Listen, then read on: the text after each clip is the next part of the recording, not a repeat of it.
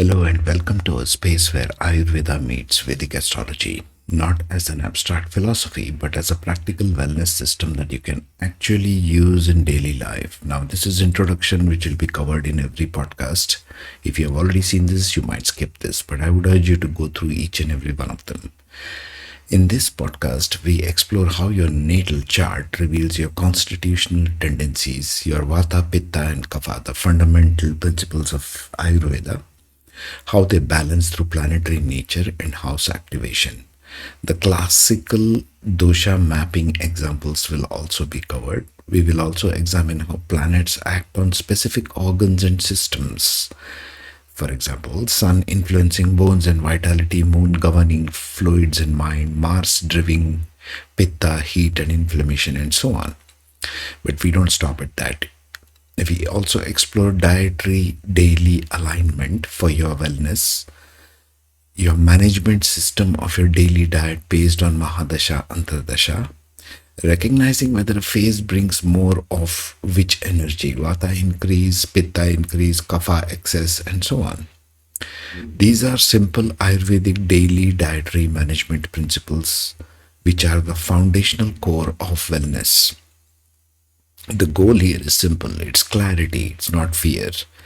We discuss health as a pattern of timing, constitution, and lifestyle interaction. The Mahadasha periods will activate certain planets, and those planets carry specific dosha signatures, and your body expresses that pattern in identifiable ways. Okay, so let us discuss this without further ado. So there are three forces, three principles of life energy in Ayurveda called Vata, Pitta, and Kapha.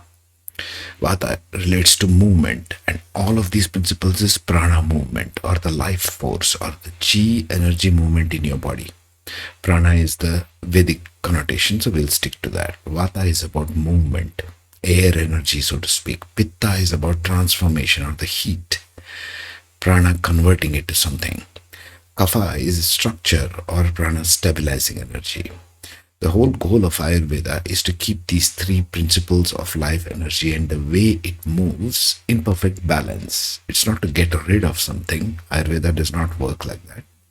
It is to keep these three forces in balance. Now, I shall be doing this in the presentation style, which is typical to my channel. So if you would see it in your laptop or your tablet, I would advise that because this will be a presentation style. What is Vata? What is the Vata principle of movement? The core is the breath, in and out breath, the nerve impulses, the circulation, the prana flowing, energy in motion. It is air plus ether, prana in motion. Let's look at the elemental nature, air plus ether. Vata is dry, light, cold, subtle, and mobile. Think of the air and ether energy. It is very penetrative. At the prana level, Vata is prana in motion. Without Vata, nothing moves, not even thought.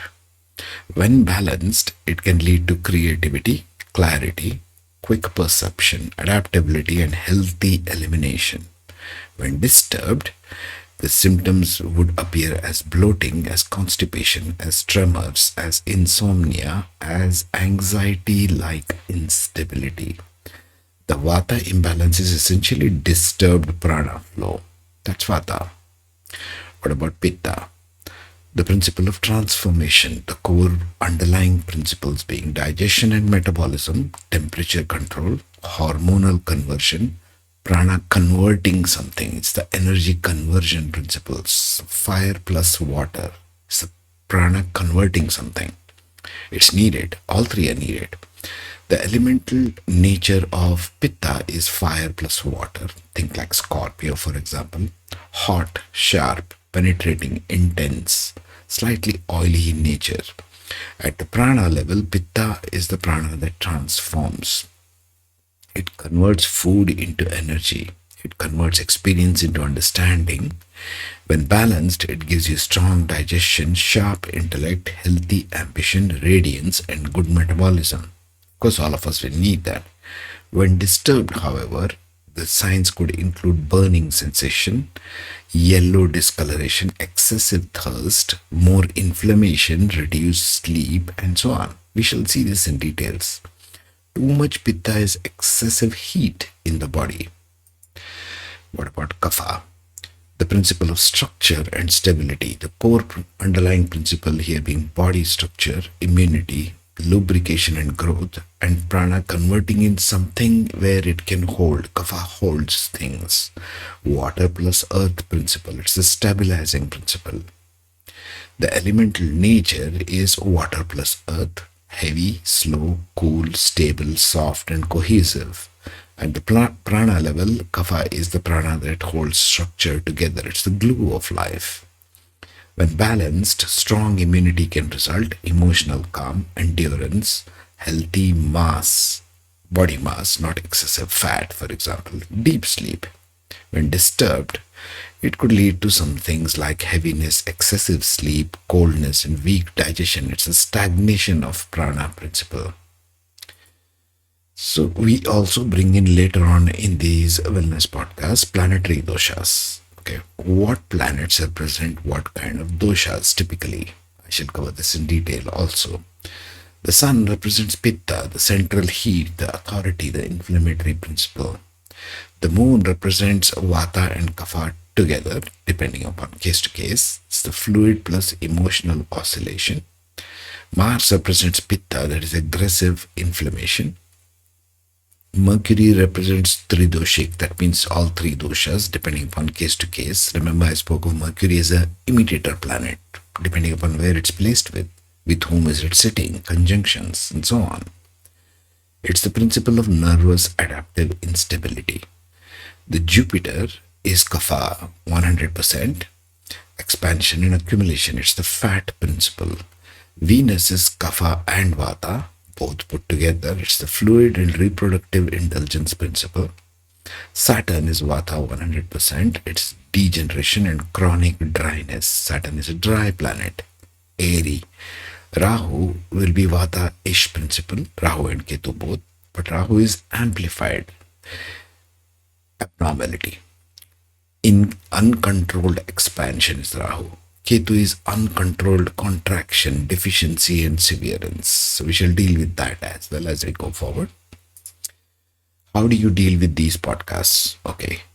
You should open your natal chart, which is a representation of your lifelong care and balance points needed in how you manage your daily diet, depending upon wherever the natal chart is and how it is covered. We shall take case studies later on. Number two, Mahadasha, Antardasha, you got to check which Mahadasha, which Antardasha you are running, because the activation will be as per your Mahadasha, Antardasha, currently, whatever you are running, and whichever planets are associated. So you might think of those particular points as activation points for your doshas, as the activation ages for the individuals to consider. Number three, this podcast is about wellness. It's about daily dietary care and taking care of the vata, pitta, and kapha principles. Okay? And the doshas associated. And to consider them accordingly. How do you want to tune your daily diet? That's what this is all about.